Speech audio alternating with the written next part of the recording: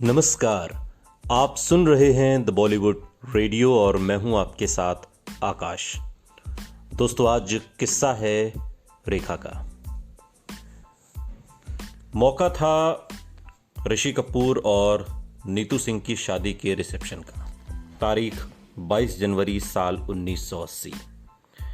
नीतू और रेखा में गहरी दोस्ती थी और राज कपूर के बेटे ऋषि से उनकी शादी के लिए पूरा आरके स्टूडियो दुल्हन की तरह सजा हुआ था। इस जलसे में फिल्मी दुनिया के नामी गिरामी लोग शामिल हुए थे। इनमें अमिताभ बच्चन, उनकी पत्नी जया बच्चन, उनके माता पिता डॉक्टर हरिवंश राय बच्चन, तेजी बच्चन। पार्टी पूरे शबाब पर थी। अमिताभ एक किनारे पर खड़े मनमोहन देसाई से बातचीत कर रहे थे और जया अपनी सास तेजी बच्चन के साथ बैठी हुई थी। तभी पार्टी में रेखा ने एक धमाकेदार एंट्री की और अचानक से पार्टी में मौजूद हर शख्स की निगाहें रेखा पर टिक गईं। एक शानदार सफेद साड़ी पहने हुए रेखा दाखिल हुई। उन्होंने माथे पर एक चमकदार लाल बिंदी लगाई थी, लेकिन जैसे इतना ही काफी नहीं था, किसी शादीशुदा औरत की तरह उनकी मांग में सिंदूर भी चमक रहा था। कैमरे रेखा की तरफ मुड़ गए और उनकी फ्लैशलाइट रेखा के इस हैरतअंगेज अवतार को कैद करने के लिए जगमगाने लगी। पूरी पार्टी में हर तरफ फुसफुसाहट होने लगी।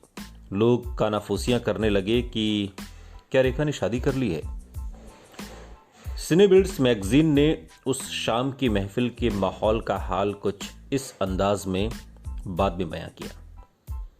क्या आप उनकी मांग में भरे हुए सिंदूर को नजरअंदाज कर सकते हैं, जो कि सिर्फ शादीशुदा औरतें ही लगाती हैं।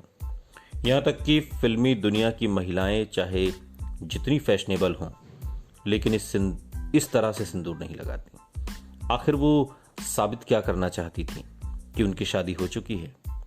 इस रिपोर्ट के मुताबिक ऋषि कपूर और नीतू सिंह को बधाइयां देने के बाद रेखा सीधे जाकर आरके स्टूडियो के गार्डन के बीचों बीच जाकर खड़ी हो गई। विवादों से तो वो वैसे भी घबराती नहीं थी और न ही अपने रिश्ते को लेकर सुर्खियां बनाने से उन्हें परहेज था। हर दूसरे पल बस उनकी निगाहें अमिताभ की तरफ मुड़ जाती थीं। अमिताभ ने किसी चोट की वजह से उस दिन अपने हाथ में बैंडेज बांधी हुई थी और रेखा का हौसला देखिए कि उन्होंने अपने करीबी दोस्त स्नेहलता पांडे, ये वही डॉक्टर थीं जिन्हें रेखा को एरोबिक्स सिखाने और उनका खान पान दुरुस्त करने का श्रेय दिया जाता है। ये अभिनेता चंकी पांडे की मां थी। दरअसल बात यह है। तो स्नेहलता पांडे का हाथ उन्होंने थामा और सीधे वहां चली गईं जहां पर अमिताभ खड़े हुए थे। जाहिर तौर पर पूरी महफिल में हर निगाह उन पर ही जमी हुई थी। कुछ देर तक रेखा ने अमिताभ से बातचीत की। स्टारडस्ट में एक खबर छपी और उस खबर के मुताबिक जया ने काफी देर तक अपने चेहरे पर कोई भाव प्रकट नहीं होने दिया और फिर अचानक से उन्होंने अपना चेहरा झुका लिया और अपनी आंखों से आंसू बहने से रोक नहीं पाई। कुछ वक्त के बाद रेखा तो पार्टी से चली गईं, लेकिन अपने पीछे छोड़ गईं कई सवाल, वो सवाल जो लंबे वक्त तक लोगों के जहन में घूमते रहे। उस शाम की तस्वीरें आने वाले कई हफ्तों तक फिल्मी मैगजीन्स में छाई रही और फिल्म इंडस्ट्री की महफिलों की चर्चा बनी रही। इन वाक़ये पर सफाई देते हुए रेखा ने बाद में कहा कि उस शाम वो सीधे एक फिल्मी शूटिंग से पार्टी में शामिल होने आ गई थी। जो सिंदूर और मंगलसूत्र उन्होंने पहना था वो शूटिंग का हिस्सा था और जल्दी में वो उसे उतारना भूल गई थी। उनकी सफाई पर भी प्रेस ने काफ़ी चुटकी ली। फिर मूवी मैगजीन के 4 जून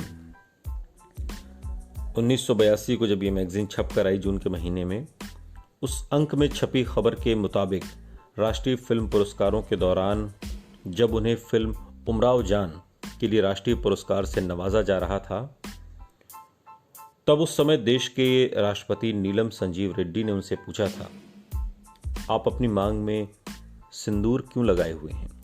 एक पल को पूरी महफिल में खामोशी छा गई और हर कोई सोच रहा था कि आखिर रेखा क्या जवाब देंगी। लेकिन रेखा ने अगले ही पल माइक थामा और बोली, जिस शहर से मैं आई हूं वहां सिंदूर लगाना फैशनेबल माना जाता है। फैशन। सुनते रहिए द बॉलीवुड रेडियो, सुनता है सारा इंडिया।